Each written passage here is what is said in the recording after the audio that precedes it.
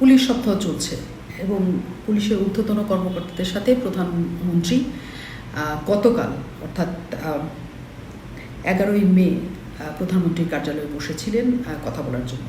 সেখানে প্রধানমন্ত্রী যেটা বলেছেন যে সকল দল মতের ঊর্ধ্বে উঠে পুলিশের সবাইকে কাজ করতে হবে, ভিন্ন মতের ঊর্ধ্বে উঠে তিনি কাজ করার কথা বলছেন এবং কোনো রকমভাবে দলীয় কিছু প্রকাশ করা যাবে না সে তিনি বলছেন। তবে প্রধানমন্ত্রী যখন এই কথাটা বলছেন তখন পুলিশের ঊর্ধ্বতন কর্মকর্তা নিজেই সেখানে দলীয় পরিচয় দিচ্ছিলেন এবং তিনি বলছিলেন যে তার দলের প্রতি তিনি কি পরিমাণ অনুগত। পেশাগত জীবনে নিষ্ঠা, সততা আর নিরপেক্ষতার সাথে চাকরি করে গেলেও বিগত ফ্যাসিস্ট আমলের 18 বছর একের পর এক পদবঞ্চনা, অপমান, বৈষম্য আর মানসিক নির্যাতনের শিকার হয়েছি। কিন্তু শত প্রতিকূলতার মধ্যেও আমি জাতীয়তাবাদী আদর্শ থেকে এক চুলো বিচ্যুত হইনি। যে আদর্শের বীজ রোপিত হয়েছিল আমার শৈশবে, যখন আমি 7ম শ্রেণীর ছাত্র। মাদারীপুরের শিবচরে শহীদ রাষ্ট্রপতি জিয়াউর রহমান বীরোত্তমের আগমনে ধানের শীষের মালা পরিয়ে দিয়ে বরণ করা ছিল আমার জীবনের সৌভাগ্য। পরবর্তীতে 1977 সাল থেকে 1981 সালের মধ্যে আরও 4 বার শহীদ রাষ্ট্রপতি জিয়াউর রহমান বীরোত্তমের সেনের স্পর্শে আসার আমার অনন্য সুযোগ হয়েছিল। শহীদ রাষ্ট্রপতি জিয়াউর রহমান বীরোত্তমের সাথে আমার শেষ দেখা হয় 1981 সালের 25 জানুয়ারি। তখন আমি 10ম শ্রেণীর ছাত্র। আজও আমার স্মৃতির মণিকোঠায় সেদিনটির স্মৃতি উজ্জ্বল। আজিমপুর গার্লস স্কুল অ্যান্ড কলেজের মাঠে জুনিয়র ক্যাডেট কোর ক্যাম্পিংয়ের সমাপনী অনুষ্ঠানের প্রধান অতিথি হিসেবে মাননীয় শহীদ রাষ্ট্রপতি জিয়াউর রহমান বীরোত্তম ছিলেন সেদিনকার অনুষ্ঠানের প্রধান অতিথি। 200-র বেশি সার্ভিস ও ফিচারে লেনদেনের সব বিকাশ অ্যাপে সম্ভব। অনুষ্ঠান শেষে শহীদ রাষ্ট্রপতি জিয়াউর রহমান বীরোত্তমের সাথে করমর্দন করে গাড়ি পর্যন্ত এগিয়ে যায়। সে এক আলাদা শিহরণ, যেন আমি বিশ্ব জয় করেছি। তার কিছুদিন পরেই 1981 সালের 30শে মে শুনতে হলো বিষাদময় সেই খবর।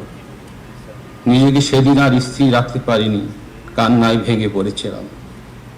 আজ মহান রব্বুল আলামিনের কাছে অশেষ শুকরিয়া, বাংলাদেশের গণতন্ত্র, স্বাধীনতা ও জাতীয়তাবাদী চেতনার সেই মহান ব্যক্তিত্বের সান্নিধ্য পেয়ে আমার জীবন ধন্য হয়েছে। পুলিশ সপ্তাহের বিশেষ দিনে আমি শহীদ রাষ্ট্রপতি জিয়াউর রহমান বীরোত্তমকে গভীর শ্রদ্ধা ভরে স্মরণ করছি। আমি পরম শ্রদ্ধার সাথে স্মরণ করছি 3 বারের সফল প্রধানমন্ত্রী, মাদার অব ডেমোক্রেসি, মুসলিম বিশ্বের 2য় নারী প্রধানমন্ত্রী, আপসহীন দেশনেত্রী বেগম খালেদা জিয়াকে। তার স্নেহ, মমতা ও আস্থা আমার মতো নির্যাতিত ও ত্যাগী কর্মকর্তার জন্য ছিল আস্থায় সাহসের প্রতীক। জীবনের সবচেয়ে কঠিন সময়ে তার একটি আশ্বাস, একটি স্নেহমাখা বাক্য আমাকে নতুন করে বেঁচে থাকার শক্তি দিত।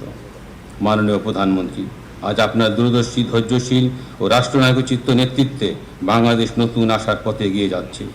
দীর্ঘ সংগ্রাম ও ত্যাগের মধ্য দিয়ে আপনি জাতীয়তাবাদী শক্তিকে পুনরায় ঐক্যবদ্ধ করেছেন এবং গণতন্ত্র পুনঃপ্রতিষ্ঠার আন্দোলনে নতুন প্রাণ সঞ্চার করেছেন। আপনার প্রতি অশেষ কৃতজ্ঞতা মাননীয় প্রধানমন্ত্রী। মাননীয় প্রধানমন্ত্রী, আজ আপনার সম্মুখে এসে আবেগ আপ্লুত হয়ে মনের গভীর জমে থাকা কিছু স্মৃতিকথা ব্যক্ত করেছি। আমার ভুল ত্রুটি মার্জনা করার জন্য বিনীতভাবে আবেদন করছি মাননীয় প্রধানমন্ত্রী। পেশাগত জীবনে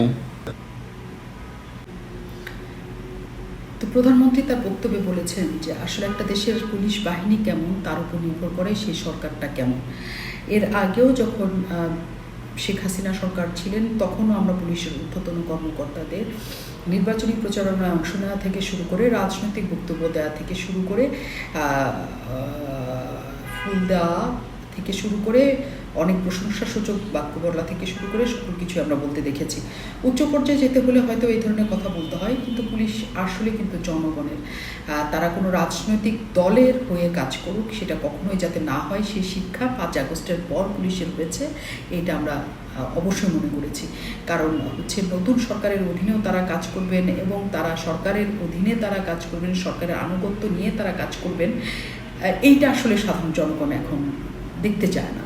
কারণ অনেক কষ্ট করে পুলিশ ঘুরে দাঁড়ানোর চেষ্টা করছে মেরুদণ্ড সোজা করে। এই সময় দলীয় পরিচয় না নিয়ে প্রধানমন্ত্রী যেমন করে বলেছেন যে সকল মত পথের ঊর্ধ্বে উঠে পুলিশকে জনগণের জন্য কাজ করা, সেটা শুধু পুলিশকে বোধহয় বাঁচাবে এমন না, সেটা আমাদের সকলকেই বাঁচাবে।